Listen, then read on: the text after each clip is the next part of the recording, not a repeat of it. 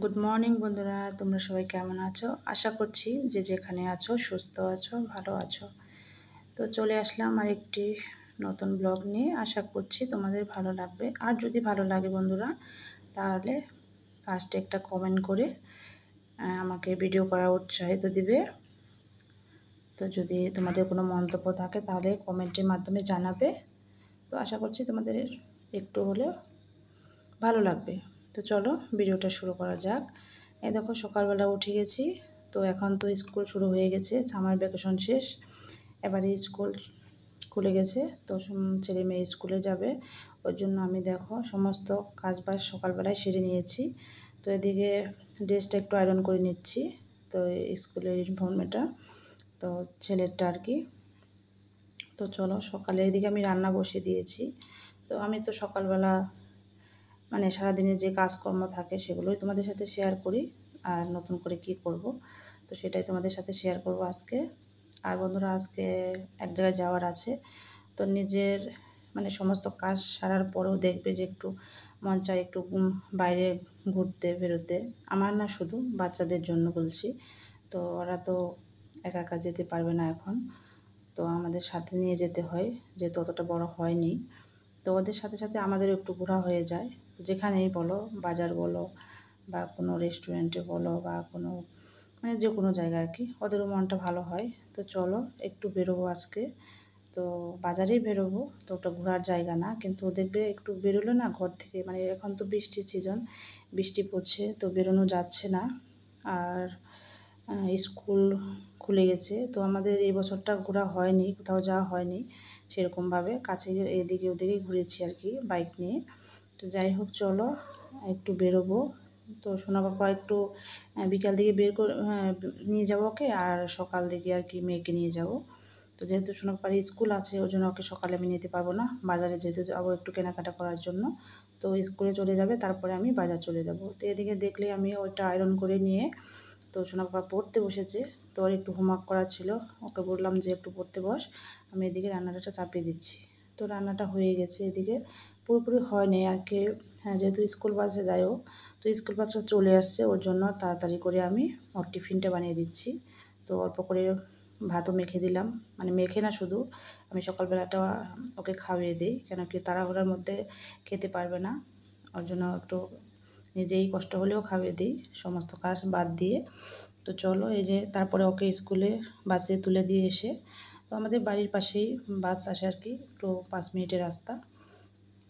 তো ওখানে ছেড়ে দিয়ে এসে তারপরে দেখো আমি রান্না চাপিয়ে দিয়েছি, যেহেতু আমি এক জায়গায় যাবো বললাম তার জন্য। তো রান্নাটা করছি, মসুর ডাল এখানে দিয়েছি, তেল দিয়ে, তারপরে কালো জিরা, শুকনো লঙ্কা, পেঁয়াজ ফোড়ন দিয়ে, তারপরে হচ্ছে পেঁয়াজটা লাল হয়ে গেলে তারপর ডালটা ঢেলে দিয়েছি।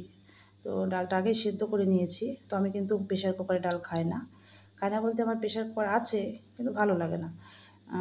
কেন যেন মনে হয় যে এমনি করে একটু টেস্টটা ভালো লাগে, ওর জন্য আর কি।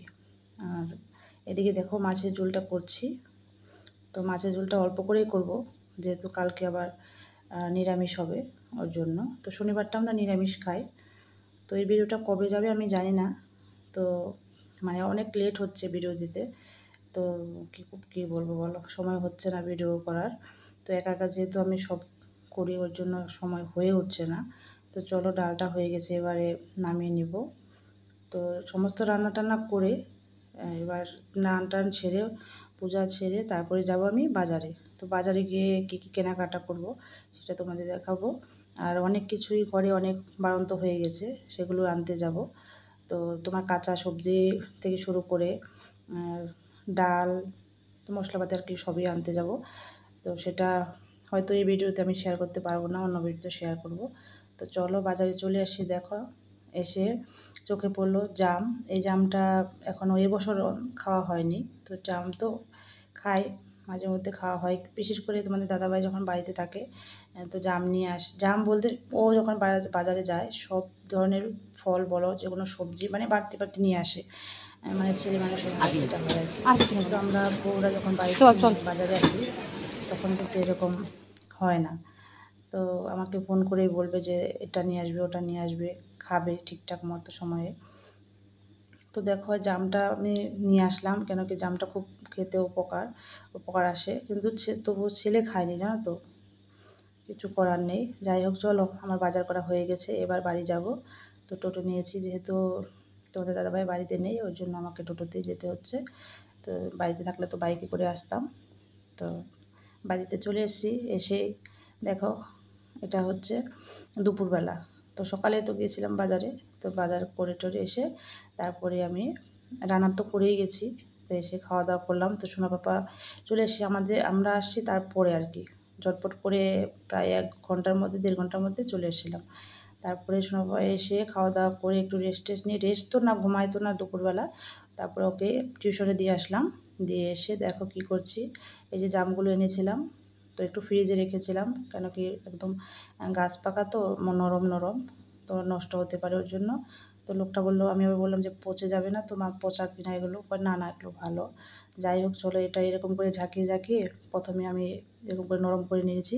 তারপরে কাসুন্দি আর হচ্ছে এই যে দেখো লঙ্কা, এসে দেখি সমস্ত বাজার করেছি কিন্তু লঙ্কাটাই আনিনি, ভুলে গেছি। তো দেখো লঙ্কার গুঁড়া আমি করেছি নিজে আর কি, কিন্তু কাঁচা লঙ্কাটা অনেক হয়ে গেছে, বাড়ন্ত হয়ে গেছে, ওর জন্য দেখো কোনো চিন্তা নেই। এদিকে দেখো কাঁচা লঙ্কা নিয়ে আসলাম, মানে গাছ থেকে, এটা আমাদের গাছ, মানে আমাদের বলতে আমি লাগিয়েছিলাম কোনো এক সময়, কয়েক মাস আগে। তো বাজার থেকে নিয়ে আসছিলাম গাছগুলো, নার্সারি থেকে না কিন্তু, বাজারে উঠে একটা কাকা নিয়ে আসছিলো, তো ওখান থেকে নিয়ে আসলাম, খুব ভালো হয়েছে, দেখো লঙ্কাগুলো অনেক এসছে গাছে। তো যাই হোক চলো, টাটকা টাটকা লঙ্কা নিয়ে তারপরে জামটা মাখিয়ে খাবো, বেশ ভালো লাগবে।